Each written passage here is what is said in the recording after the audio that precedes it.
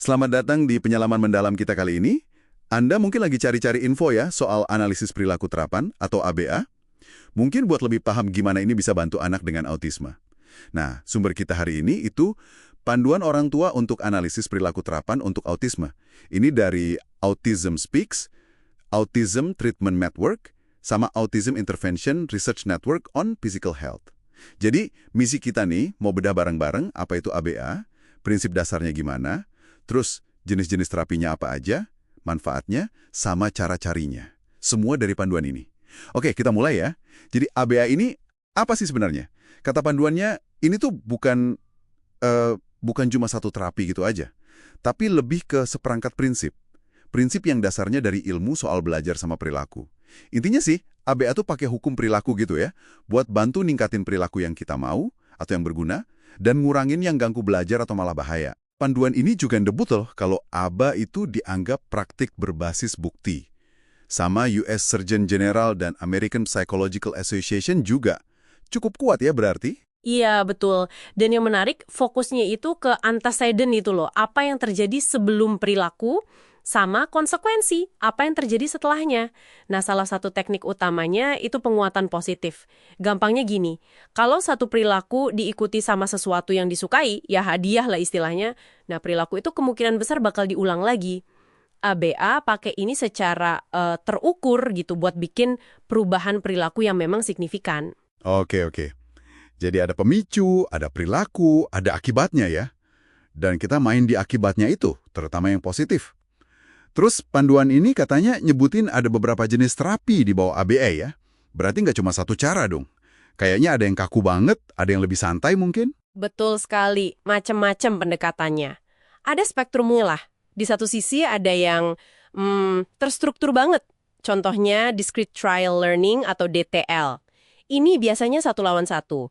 Keterampilan dipecah kecil-kecil, terus diajarin berulang-ulang. Intensif gitu. Misal nih, terapis minta anak, lihat sini. Anaknya lihat, langsung dapat tos atau pujian. Pintar. Nah, repetisi ini penting buat penguasaan. Iya. Itu yang terstruktur ya. Repetisi kunci. Terus kalau yang lebih naturalistik tadi gimana? Nah, di sisi lain ada yang kayak incidental teaching. Atau kadang disebut natural environment training. Ada juga PRT, Pivotal Response Training. Ini fokusnya ngajarin keterampilan pas lagi situasi sehari-hari aja. Di lingkungan alami anak. Misalnya anak pengen main ayunan, minta didorong lebih tinggi. Nah, terapisnya mungkin nunggu si anak bilang dorong dulu, baru ayunannya didorong.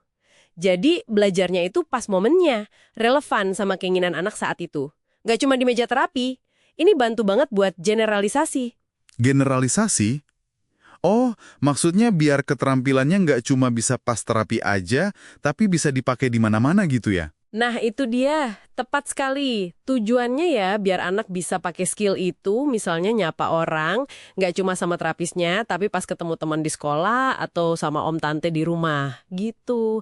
Balik lagi ke jenis-jenisnya tadi, meskipun beda-beda caranya, intinya tuh sama semua. Semuanya ya basisnya prinsip AB, ada strukturnya, walau kadarnya beda, pakai data buat lihat kemajuan, dan fokusnya pakai strategi positif. Jadi bukan cuma fokus nyetop perilaku yang nggak diinginkan, tapi yang lebih penting lagi, ngajarin apa sih yang sebaiknya dilakuin sebagai gantinya.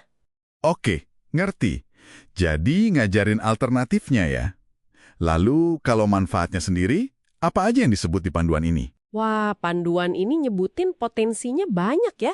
Bisa buat ningkatin komunikasi, perhatian, fokus, terus keterampilan sosial, memori, bahkan akademis juga. Selain itu, ya bisa juga bantu ngurangin perilaku yang menantang, kayak tantrum atau mungkin perilaku melukai diri, sekaligus ningkatin kemampuan sama motivasi belajar anak. Kuncinya itu di pendekatannya yang sistematis, terukur tadi, dipecah-pecah tugasnya, dikasih penguatan positif, jadi jalur belajarnya jelas gitu. Oke. Terus bentuk programnya gimana tuh? Apa harus selalu intensif, berjam-jam gitu? Nah, ini juga bervariasi banget, tergantung banget sama kebutuhan anak dan keluarga. Bisa jadi program yang intensif, ya beberapa jam sehari, mungkin di rumah atau di pusat terapi, biasanya sama terapis atau guru terlatih. Tapi bisa juga bentuknya cuma pelatihan buat orang tua, mungkin cuma 1-2 jam seminggu. Nanti orang tuanya yang terapin strateginya di sela-sela kunjungan. Wah, jadi peran orang tua penting banget ya di sini ya. Krusial. Panduan ini nekenin banget soal itu. Ya gimana ya, kalau di rumah atau sekolah nggak didukung, strateginya nggak diterapin, ya keterampilan yang dipelajari pas terapi bisa jadi susah nempel gitu di kehidupan nyata anak. Biasanya sih langkah awalnya ada wawancara dulu sama orang tua, terus assessment, buat paham kebutuhan spesifik anaknya. Panduan ini nyebut contoh alat assessment kayak ABEBLSR atau VBMFP. Intinya itu buat memetakan skill bahasa sama belajar anak secara detail, biar programnya pas. Oke, kalau misalnya kita tertarik nih mau cari layanan ABA, siapa ya yang biasanya menyediakan? Idealnya sih yang nyediain itu terapis perilaku bersertifikat. Ada gelarnya tuh, BCBA atau BCBA, Board Certified Behavior Analyst. Tapi panduan ini juga bilang, kadang ada juga praktisi yang pengalamannya udah banyak, tapi mungkin belum sertifikasi formal. Nah, poin pentingnya, kalau terapisnya belum bersertifikat, harus ada supervisi rutin dari profesional yang memang punya kredensial, punya sertifikat tadi. Jadi selalu tanya deh latar belakangnya gimana, pengalamannya, jangan ragu juga minta referensi. Sip. Terus, ciri-ciri program ABA yang bagus, yang berkualitas gitu, apa aja kata panduan ini? Program yang kuat itu, menurut panduan ini, biasanya ada beberapa komponen kunci. Pertama, supervisi oleh BCBA tadi. Terus stafnya terlatih baik. Programnya juga harus individual, dibuat khusus buat si anak berdasarkan asesmennya. Plus ngeliat juga preferensi keluarga sama anaknya gimana. Tujuannya juga harus fungsional, yang benar-benar ningkatin kualitas hidup. Terus ada pengumpulan data rutin buat mantau kemajuan. Pelatihan buat keluarga juga penting, sama pertemuan tim yang reguler buat diskusi bareng. Komunikasi intinya. Oke, lengkap ya. Nah, terus gimana caranya nemuin penyedia layanan ini? Ada saran dari panduannya? Ada beberapa jalur yang disaranin. Coba cek cabang lokal organisasi kayak Autism Speaks atau Autism Society. Kalau ada di daerah Anda, bisa juga cek websitenya BACB, itu Badan Sertifikasi Analis Perilaku. Biasanya ada direktori buat cari profesional bersertifikat. Atau ya ngobrol sama tim pendidikan anak di sekolah atau dokter anak Anda, tanya-tanya ke keluarga lain di kelompok dukungan juga bisa banget. Satu lagi nih yang suka jadi pertanyaan, soal biaya dan asuransi. Gimana tuh? Nah, ini penting banget. Panduan juga ngingetin, cakupan asuransi buat layanan ABA ini bisa beda-beda banget antar wilayah, antar polis asuransi. Jadi, ini langkah krusial yang perlu dicek langsung ke penyedia asuransi Anda secara spesifik. Jangan sampai salah asumsi. Oke, jadi kalau kita simpulkan singkat dari penyelaman kita hari ini, berdasarkan panduan ini ya, ABA itu pendekatan berbasis sains. Pakai prinsip belajar dan perilaku, terutama penguatan positif. Tujuannya buat ngajarin keterampilan baru dan bantu ngatasin perilaku menantang pada anak dengan autisme. Pendekatannya bisa macam-macam, disesuaikan. Dan program yang efektif itu melibatkan supervisi ahli, pakai data, dan peran aktif Anda sebagai keluarga itu penting banget.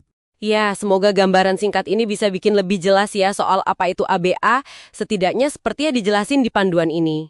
Nah, sebagai penutup nih, panduan ini kan fokus banget ya sama perilaku yang kelihatan dari luar, sama faktor lingkungan. Ini mungkin bisa jadi bahan pikiran menarik buat Anda renungkan lagi. Selain pendekatan perilaku ini, kira-kira pengalaman internal apa lagi ya? Mungkin pikiran, perasaan, atau cara unik anak memproses sensori yang juga penting buat kita pertimbangkan kalau mau dukung seseorang dengan autisme secara utuh.